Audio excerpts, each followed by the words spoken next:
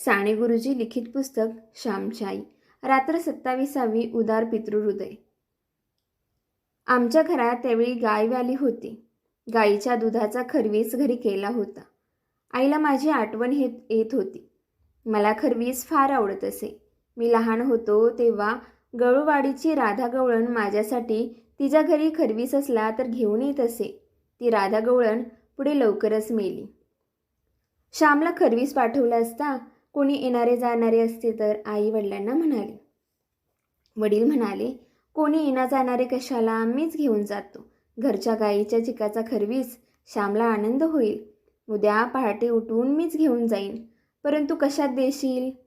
त्या शेराच्या भांड्यात करून देईन. ते भांडेच घट्ट खरविसाने भरलेले घेऊन जावे, आई म्हणाली. आईने सुंदर खरवीस तयार केला. खरविसाची ती बोगणी घेऊन वडील पायी पायी दापोलीस यावयास निघाले. शाळेला मधली सुट्टी झाली होती. कोंडलेली पाखरे बाहेर उठून आली होती. कोंडलेली वासरे बाहेर मोकळी हिंडत होती. शाळेच्या आजूबाजूस खूपच झाडे होती. कलमी आंब्याची झाडे होती. कलमी आंब्याच्या झाडाला फार खालपासून फांद्या फुटतात. त्या झाडाच्या फांद्या जणू जमिनीला लागतात. भूमातेला मिठी मारीत असतात. मधल्या सुट्टीत सूरपारंब्याचा खेळ आंब्याच्या झाडांवरून मुले खेळत असत. जणू ती वानरेस बनत व भराभर उड्या मारीत. मुले इकडे तिकडे भटकत होती. कोणी घरून आणलेले फराळाचे खात होती. कोणी झाडावर बसून गात होती. कोणी फांदीवर बसून झोके घेत होती. कोणी खेळत होती. कोणी झाडाखाली बसली होती. कोणी वाचित होती तर कोणी वर्गातच बसून राहिली होती. मी व माझे मित्र एका झाडाखाली बसलो होतो. आम्ही भेंड्या लावित होतो. मला पुष्कळच कविता पाठ येत होत्या. जवळजवळ सारे नवनीत मला पाठ होते. संस्कृत स्तोत्रे, गंगालहरी, ब्रह्मिस्त्र वगैरे येत होती. शिवाय मला कविता करण्याचा नाद होता. ओव्या तर भराभर करता येत असत. ओवी, अभंग, दिंडी, साकी यासारखी सोपी वृत्ते क्वचितच असतील. ती अभिजात मराठी वृत्ते आहेत. मी एका बाजूला एकटा व बाकी सारी मुले दुसऱ्या बाजूस. तरी मी त्यांच्यावर भेंड्या लावित असे. मला मुले थट्टेने बालकवी असे म्हणत. आम्ही भेंड्या लावण्याच्या भरात होतो. इतक्यात काही मुले श्याम, अरे श्याम अशी हाक मारत आली. त्यांतील एक जण मला म्हणाला, श्याम, अरे कोणीतरी तुला शोधत आहे. आमचा श्याम कोठे आहे अशी चौकशी करीत आहे. इतक्यात माझे वडील माझा शोध करीत माझ्याजवळ येऊन ठेपलेही. मी विचारले, भाऊ इकडे कशाला आलात? आता आमची घंटा होईल. मी घरी भेटलो असतो. वडिलांचा तो कसा तरी गवळ्यासारखा केलेला पोशाख पाहून मला लाज वाटत होती.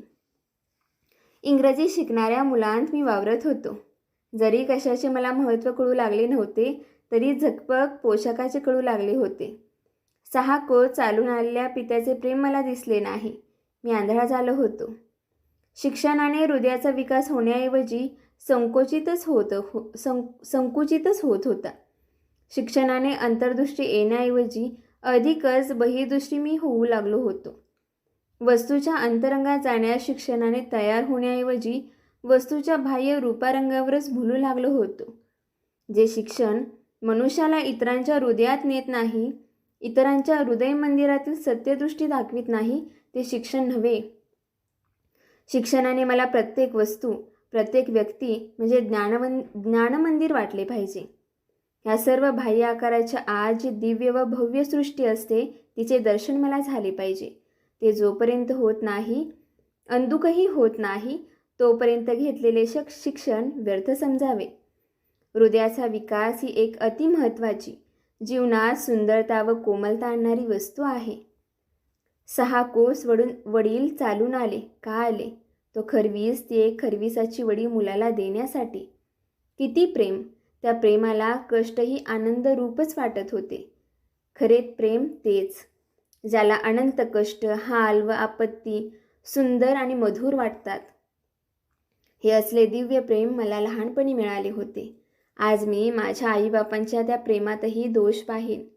त्यांनी स्वतःच्या गावातील एखाद्या गरिबाच्या मुलाला खरवीस दिला असता तर, एखाद्या हरिजनाच्या मुलाला दिला असता तर, शेजारची मुले श्यामचीच रूपे यांना का न वाटावी? तमक्या आकाराचा, अमक्या रंगाचा, अमक्या नावाचा असा विशिष्ट नामरूपात्मक मातीचा एक गोळा त्यांना आपलासा का वाटावा? परंतु ही थोर दृष्टी एकदम येत नाही. मनुष्य हळूहळू वाढत जातो. असक्तिमय जीवनातून निरासक्त जीवनाकडे वळतो. माझे आईबाप मला अपरंपार प्रेम पाजित होते, म्हणून थोडे तरी प्रेम मला आज देता येत आहे. माझ्यामधील प्रेमळपणाची बी त्यावेळेस पेरले जात होते. त्याच बीजाचा अंकुर मी आहे. मला न कळत, त्यांनाही न कळत, माझे आईबाप माझ्या जीवनात, माझ्या हृदयातील बागेत कोमल व प्रेमळ भावनांची रोपे लावित होते. म्हणून आज माझ्या जीवनात थोडा आनंद आहे, थोडा सुगंध आहे. ओसाड नाही, वृक्ष भगभगीत नाही.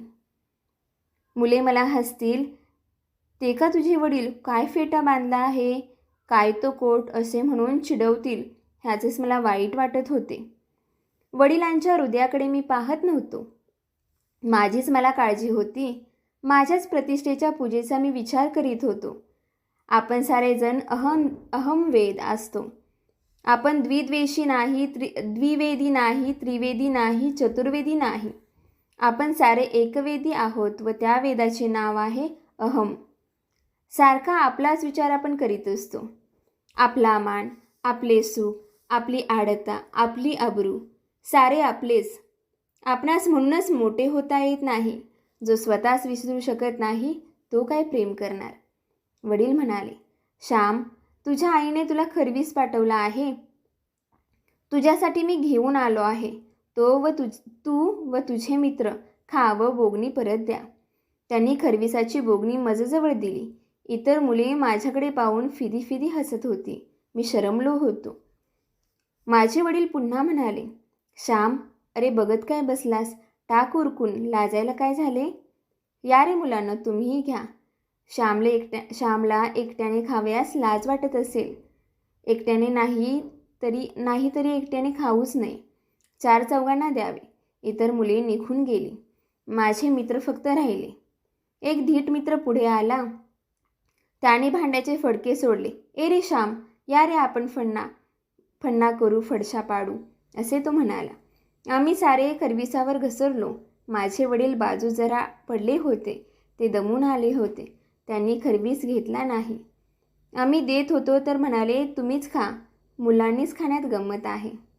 आम्ही सारा खरवीस खाऊन टाकला. फारच सुंदर झाला होता. थकलेल्या वडिलांचा जरा डोळा लागला होता. इतक्यात घनघन घंटा झाली. वडील एकदम जागे झाले. ते म्हणाले, झाला रे खाऊन? आणि ते भांडे मी नदीवर घासून घेईन. ते भांडे मी तसेच त्यांच्याजवळ दिले. वडील जावयास निघाले. ते म्हणाले, अभ्यास नीट कर, प्रकृतीस जप हो. गाईचे वासरू चांगले आहे, पाडा झाला आहे, असे म्हणून ते गेले. आम्ही शाळेत गेलो. मला माझी शरम वाटत होती. अशा प्रेमळ आईबापांचा मी कृतज्ञ मुलगा आहे, असे माझ्या मनात येत होते. गोष्ट तर होऊन गेली, परंतु रुखरुख लागून राहिली. 6 कोस केवळ खरविसाची वाटी घेऊन येणारे वडील व त्यांना पाठवणारी माझी थोर आई, या दोघांच्या प्रेमाचे अनंत ऋण कसे फेडणार? माझ्या शेकडो बहीण भावांना जर मी असेच निरपेक्ष प्रेम देईन तर त्यानेच